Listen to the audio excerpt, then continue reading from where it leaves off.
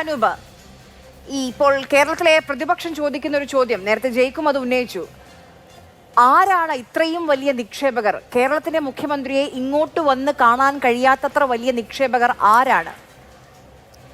എൻ്റെ ബഹുമാന്യ സ്നേഹിതൻ പ്രമുഖ ചിന്തകൻ കൂടിയായ ജേക്സി തോമസ് പറയുന്നത് എൻ്റെ ഈ ചർച്ച കണ്ട് സ്വാഭാവികമായും ആളുകൾ ചിരിക്കുമെന്നാണ്. തീർച്ചയായും അദ്ദേഹത്തിന് ചിരി വരുന്നുണ്ടായിരിക്കാം. അങ്ങനെ ചിരിക്കാനുള്ള സ്വാതന്ത്ര്യം അദ്ദേഹത്തിനുണ്ട്. പക്ഷേ ഒരു കാര്യം അദ്ദേഹം ഓർക്കണം, സമീപകാലത്ത് സലീം കുമാറിനേക്കാൾ കൂടുതൽ മലയാളികളെ ചിരിപ്പിച്ച ഒരാളാണ് ജേക്സി തോമസ്. അതിലേക്കൊന്നും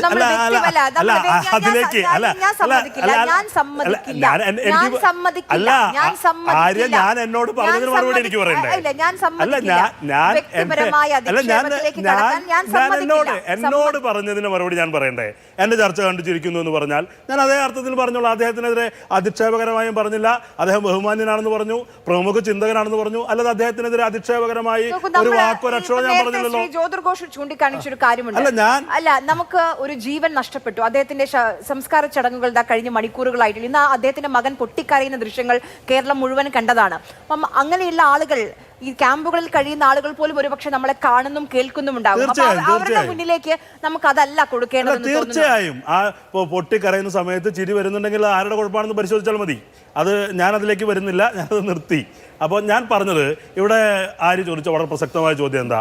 ഈ പറയുന്ന നിക്ഷേപകൻ ആര് എന്നുള്ള ഒരു ദുരൂഹമായ ചോദ്യമാണല്ലോ ജയിക്കുൾപ്പെടെയുള്ള പ്രതിപക്ഷം ഇവിടെ മുന്നോട്ട് വെച്ചിരിക്കുന്നത്. ഇവിടെ അതിനെക്കുറിച്ച് നിങ്ങളത് വെളിച്ചത്ത് കൊണ്ടുവന്നേ. ഈ പറയുന്ന അതിനകത്തൊരു ഷെയ്ഡി ക്യാരക്ടർ ആണെങ്കിൽ നിങ്ങളത് പ്രതിപക്ഷത്തിന്റെ ഒരു നിക്ഷേപത്തിന്റെ ഇൻവെസ്റ്റിഗേറ്റീവ് ജേർണലിസം ചെയ്ത് പ്രതിപക്ഷം കൊണ്ടുവരണം. മുഖ്യമന്ത്രി പറഞ്ഞല്ലോ, മുഖ്യമന്ത്രി അർത്ഥശങ്കയ്ക്കിടയില്ലാത്ത വിധം വളരെ കൃത്യമായി അദ്ദേഹം ആവർത്തിച്ചു പറഞ്ഞു. ചില ആളുകളെ ഈ നിക്ഷേപത്തിന് ചില ഘട്ടങ്ങളിൽ ഞങ്ങൾക്ക് പരസ്യമായ മീറ്റിങ്ങുകൾ ഉണ്ടാകും, രഹസ്യമായ മീറ്റിങ്ങുകൾ ഉണ്ടാകും. അത് ദുരൂഹമാണെങ്കിൽ, അതിനകത്ത് സംശയിക്കേണ്ട കാര്യങ്ങളുണ്ടെങ്കിൽ, വ്യത്യസ്ത താല്പര്യമുണ്ടെങ്കിൽ ആ പ്രതിപക്ഷത്തിന് ചുമതല. അങ്ങനെ ഉണ്ടായ ഘട്ടങ്ങൾ ഉണ്ടായിട്ടുണ്ടല്ലോ. ആ ജയിക്കിന്റെ നേതാവായിരുന്ന പിണറായി വിജയൻ ഇവിടുത്തെ ശതകോടീശ്വരന്മാരുമായി ഉണ്ടാക്കിയ നീക്കുപോക്കുകളെ കുറിച്ച് ബെർലിൻ കുഞ്ഞനന്ദൻ നായരുടെ ആത്മകഥയിൽ പറയുന്നുണ്ടെന്നേ. അതൊക്കെ പോകട്ടെ, ഇവിടുത്തെ വിദേശ സംഘം ഇവിടെ ചർച്ച ചെയ്യാൻ ഗൾഫിൽ നിന്ന് വന്ന സന്ദർഭങ്ങളിൽ പോലും സ്വന്തം മകളുടെ ബിസിനസിനെ കുറിച്ച് ചർച്ച, പങ്കാളിത്തത്തെ കുറിച്ചൊക്കെ കാര്യങ്ങൾ ഉന്നയിച്ചു എന്ന് അദ്ദേഹം പിതാവായി എന്ന അർത്ഥത്തിൽ ഉന്നയിച്ച കാര്യങ്ങളുണ്ട്. ഇവിടെ തുടർച്ചയായി അമ്മായി അച്ഛൻ എന്ന് പറയുമ്പോൾ അമ്മായി അച്ഛൻ എന്ന് പറയുന്ന ഒരു അശ്ലീലമാണെന്നുള്ള വിചാരമൊന്നും ഞങ്ങൾക്കില്ല. പക്ഷെ പല അമ്മായി അച്ഛന്മാരെ കുറിച്ച് ഞങ്ങൾക്ക് പറയേണ്ടി വരും. ഈ ചർച്ച അങ്ങ് പറഞ്ഞതുപോലെ ആ നിലവാരത്തിലേക്ക് ഒരു കാര്യം ആര്യ, ഇവിടെ അദ്ദേഹം പറഞ്ഞതിന് അതിനുള്ള മറുപടി മാത്രമാണ് പറയുന്നത്. എനിക്ക് ചർച്ചയെ ആ ഘട്ടത്തിലേക്ക് കൊണ്ടുപോകണമെന്ന് ഒരു ആഗ്രഹമില്ല. ഞാൻ പറയുന്നത് എന്താ, കേരളത്തിൽ ഡിസാസ്റ്റർ മാനേജ്മെന്റുമായി ബന്ധപ്പെട്ട് കേരളത്തിലെ ഗവൺമെന്റിന്റെ പാളിച്ചകൾ എന്ത് എന്ന് അക്കമിട്ട് നിർത്തട്ടെ, ഞങ്ങളത് പറയാം. പിന്നെ അദ്ദേഹം പറയുന്നത് എന്താ, പല ക്യാമ്പുകളിലും അസംതൃപ്തി ഉണ്ടായിട്ടുണ്ട്. പല ക്യാമ്പുകളിലും അസംതൃപ്തി ഉണ്ട് എന്ന് വരുത്തി തീർക്കാനുള്ള ശ്രമങ്ങളുണ്ട്. ബിജിലി മോന്മാർ ഇവിടെ എന്താ പറഞ്ഞത്?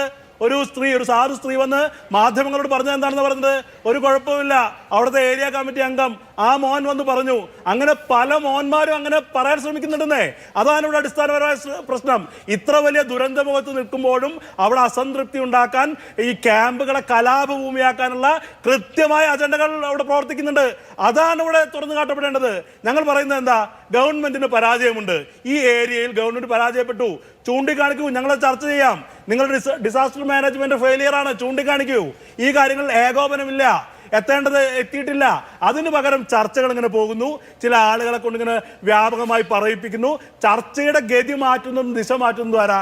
ഞാൻ നേരത്തെ പറഞ്ഞത് ആവർത്തിക്കുകയാണ്, കുറെ കൂടി നന്നായി ഗൃഹപാഠം ചെയ്യുന്ന, ഞാൻ ഡോഗ് ഹോട്ട് എന്ന് പറഞ്ഞ ദേശാഭിമാനിയെ കളിയാക്കാനല്ല, ഇവിടെ പറഞ്ഞത് എന്താ, അതേ ഭാഷയിൽ ഈ പറയുന്ന ഒരു ഓൺലൈൻ പ്ലാറ്റ്ഫോം കാപ്പിക്കടയാണെന്ന് തെറ്റിദ്ധരിക്കാത്ത നിലവാരമുള്ള വിമർശനം കേരളത്തിലെ ഭരണപക്ഷവും മാത്രമല്ല ജനങ്ങളും അറിയിക്കുന്നുണ്ട്. പ്രതിപക്ഷം ആ ജോലി നിർവഹിക്കണം.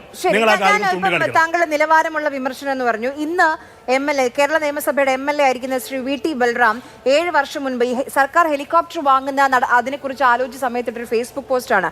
ഇദ്ദേഹം വിജയനാണോ അതോ ജയനാണോ? ഒരു ഹെലികോപ്റ്റർ കിട്ടിയിരുന്നുവെങ്കിൽ നീളമുണ്ടേ 7-8 പേരെ വെടിവെച്ച് കൊല്ലാമായിരുന്നു.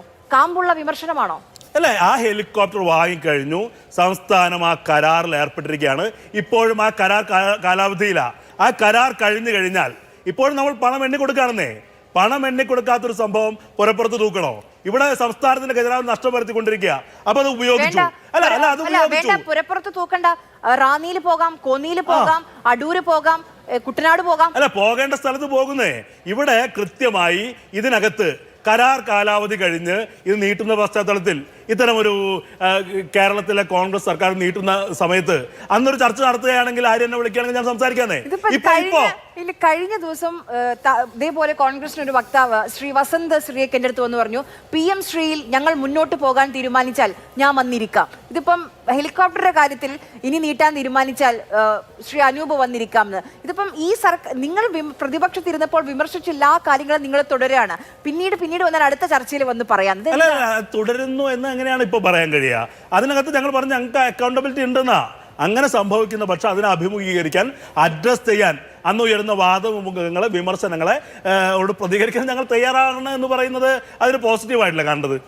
ശരി, അപ്പോഴും ഹെലികോപ്റ്റർ നിക്ഷേപവും ക്ലിയർ ആയില്ല. അല്ല, ക്ലിയർ എന്ന് പറയുന്നത് എന്താ? മുഖ്യമന്ത്രി വിശദീകരിച്ചു. മുഖ്യമന്ത്രി കൃത്യമായി പറഞ്ഞു, ഒരു നിക്ഷേപക സംഘത്തെ ഞാൻ കണ്ടു എന്ന് പറഞ്ഞു. ആ നിക്ഷേപക സംഘം എന്ന് പറയുന്നത് ദുരൂഹമാണെന്ന് പറയുന്ന കേരളത്തിലെ പ്രതിപക്ഷ അവരെ എന്താണ് ആ ദുരൂഹത എന്ന് വിശദീകരിക്കേണ്ടത് അവരാണെന്നേ. മുഖ്യമന്ത്രി പറഞ്ഞത് എന്താ? അദ്ദേഹത്തിന്റെ സ്റ്റാൻഡ് വളരെ ക്ലിയർ ആണ്. അദ്ദേഹം പറഞ്ഞത് എന്താ? ഇപ്പോഴത് വിശദീകരിക്കാൻ കഴിയുന്ന ഘട്ടത്തിലല്ല, ആ ഘട്ടത്തിൽ വിശദീകരിക്കും. എല്ലാ ഗവൺമെന്റ് പ്രോസസ്സും അതല്ല. അദ്ദേഹം ഒരു കാര്യം കൂടി ബഹുമാനായ ജയ്ക്ക് പറഞ്ഞു, ഇതൊക്കെ ബ്യൂറോക്രാറ്റ്സ് ചർച്ച നടത്തുന്നതാണെന്ന്. എല്ലായിടത്തും അങ്ങനെയാണോ? ഒരു ഘട്ടത്തിൽ രാഷ്ട്രീയ നേതൃത്വത്തിലൊക്കെ ഇടപെടുന്നില്ലേ? പിണറായി വിജയൻ സംരംഭകരായിട്ട് ചർച്ച നടത്തിയിട്ടില്ലേ? അപ്പോൾ ബ്യൂറോക്രാറ്റ്സ് ഇടപെടുന്ന ഘട്ടത്തിൽ ബ്യൂറോക്രാറ്റ്സ് ഇടപെടും. അതൊന്നും ദുരൂഹമാക്കി ഒളിപ്പിച്ച് വെക്കില്ല. കരാർ എഴുതുമ്പോൾ അത് രഹസ്യമായി കരാർ വെക്കില്ല. ഇവിടെ കൃത്യമായി ജനങ്ങളോട് പറയും. പറയേണ്ട ഘട്ടത്തിൽ പറയുന്ന മുഖ്യമന്ത്രി പറഞ്ഞിട്ടുള്ളൂ. ഇപ്പോൾ അത് പറയേണ്ട ഘട്ടമായിട്ടില്ല എന്ന് മുഖ്യമന്ത്രി പറയുമ്പോൾ അത് എന്തിനു വിശ്വാസത്തിലെടുക്കാതിരിക്കുക എന്നാണ്